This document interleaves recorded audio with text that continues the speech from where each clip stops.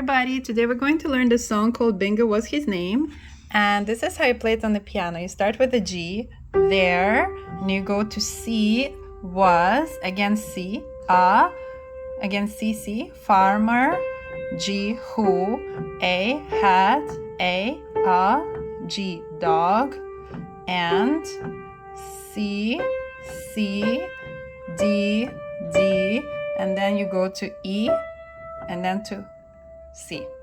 So together it's going to be, there was a farmer who had a dog and Bingo was his name, oh. And then B is E, I is E, N is F, G is F, and O is F as well.